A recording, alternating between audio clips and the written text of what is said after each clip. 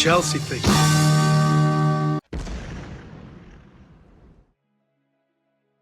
Hey guys, welcome to the channel and thank you for watching. Chelsea 3, Nottingham Forest 0, Ange Postecoglou sacked, mission accomplished.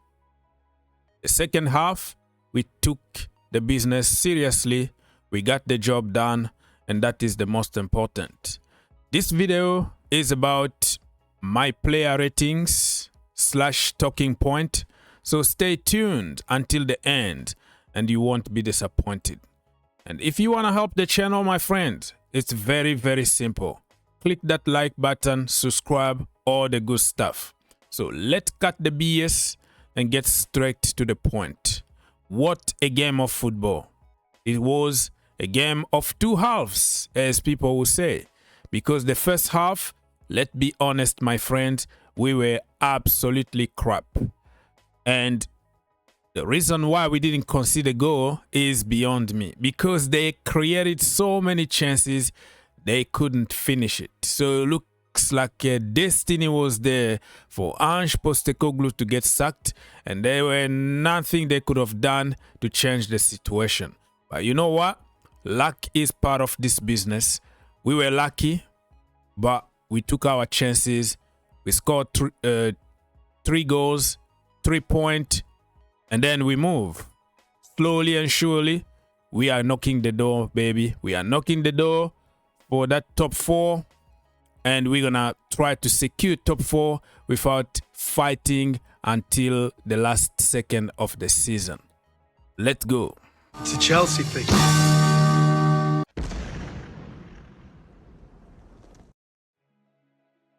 Player ratings. Let me remind you first of all, our starting 11.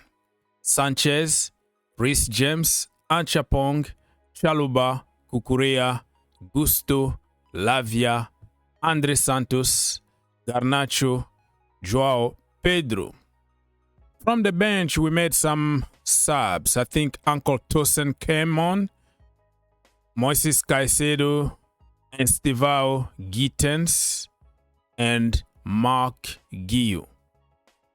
So the bench really changed, but also the structure that we played in the second half was completely different than the structure we played in the first half.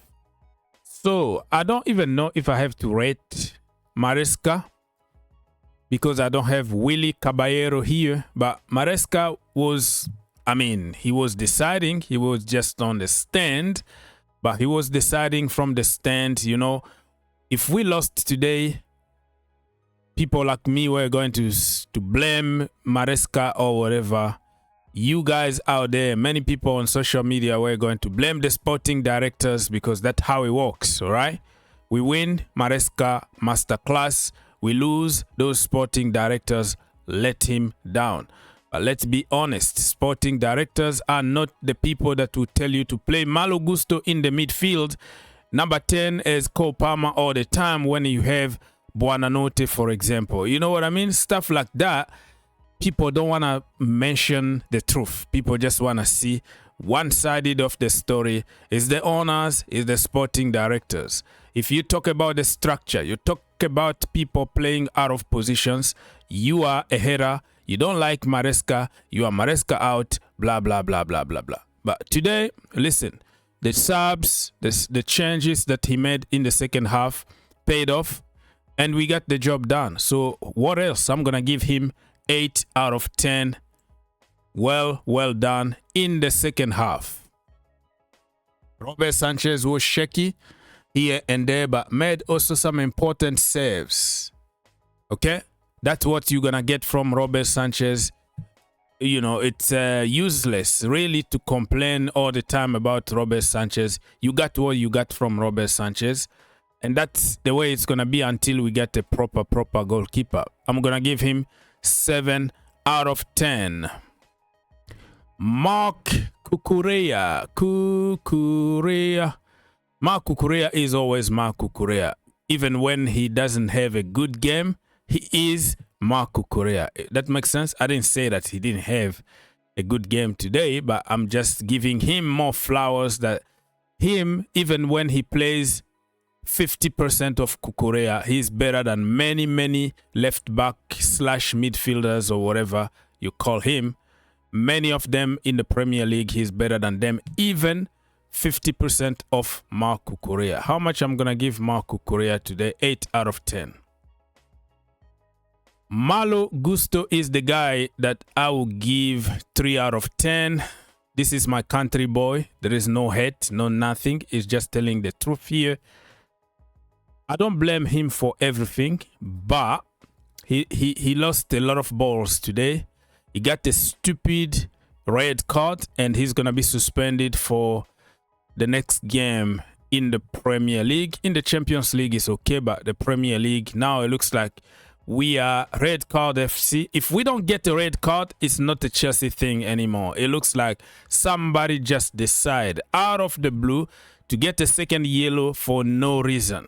3-0 up, 87th or whatever minute it was. My friend, just calm down. If you got undone, somebody else is going to defend. You are not alone. Even if they score a goal, it's still 3-1. You have nothing to lose, all right? And then he decided to put a reckless challenge and got the second yellow. And, you know, when it comes to tactical and technical setup on the pitch, I don't blame him that much because he's not a midfielder. Yesterday in the press conference, our manager came out to say Malo Gusto is very good playing in the Cole Palmer role. He's somebody who can replace Cole Palmer. I'm going to let you draw your own conclusions, but I think this is BS. This is stupid statement in my humble opinion. This brother can't shoot. This brother is not good in front of the goal, and you're going to play him in the position where he's going to face the goalkeeper all the time. My friend, I don't know what Maresca is trying to achieve. Maybe he want... When, let me tell you something. When Malo Gusto scores the first goal for Chelsea Football Club, playing inverted as a number 10, number 8, the way Maresca is using him, it's going to be a public holiday. Maresca is going to be like, yeah, I told you so. And then you're going to forget 1,000 other games that we lost because of Malo Gusto position. But I don't know what Maresca is trying to prove to people, but it is what it is. When we win, nobody complains. Maresca is a genius. You can't tell the truth because you are a hater. But I don't really blame Malo Gusto for many things on the pitch, because if you play him as a right back, traditional right back, he's absolutely world class. Shoehorning him, putting him in a position that he doesn't feel comfortable, it's not the solution. And I hope that Maresca, being in the stand today, watching the game just like you and me, probably he might have a different idea when he's using players out of position, to see the reality, to see what we see, and he doesn't want to admit. Man, I took too much time talking about Malo Gusto here, but yeah, 2 out of 10, man.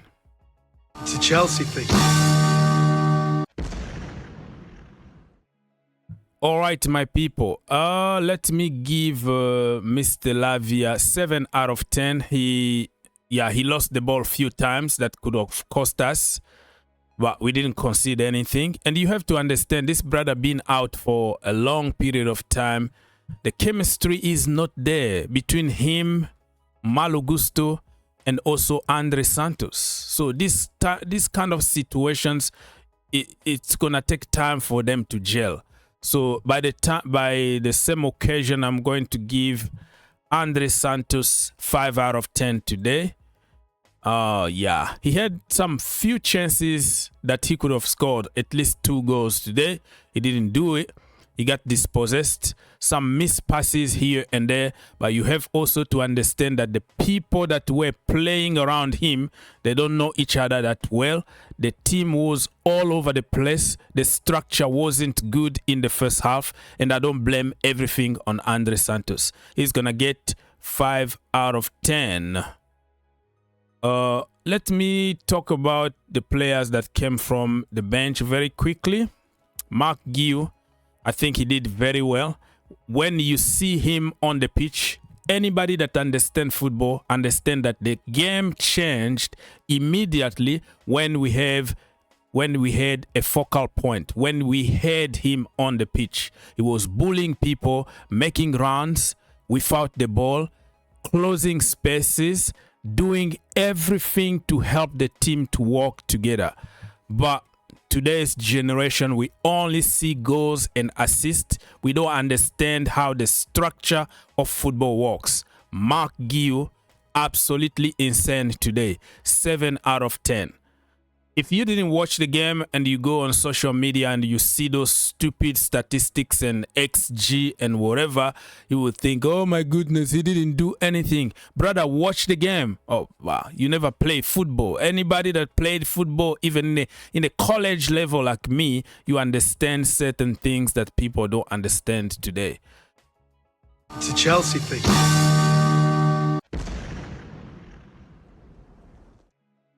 All right. Let's move on very quickly. Alejandro Garnacho is going to get 5 out of 10. He didn't have a service. He tried that bicycle in the first half early on. It didn't really go in. But he wasn't really the Garnacho that I hoped I could see today. But hey, I'm not going to blame him. Like I said, you have to create this friendship and chemistry between the players in front. The connection really wasn't there. So 5 out of 10 for Garnacho. I'm not going to be one of those people that just waiting for him to make mistakes so they can say, I told you so. I never wanted him. Yes, I never wanted Garnacho, but when he is a Chelsea player, you have to support him, give him the benefit of the doubt just like anybody else. Pedro Neto, man of the match today, 8 out of 10. What else? Amazing crosses, amazing free kick, amazing everywhere. The guy had a lot of energy today. Yeah, I'm lacking words to praise this guy. This is a very, very good signing for Chelsea Football Club. 8 out of 10. Trevor Chalobah, 7 out of 10. He had some shaky moment, of course, just like anybody else, but we didn't concede. What do you want from Chalobah? Josh Achampong is going to get 9 out of 10. First goal in the Premier League for Chelsea Football Club.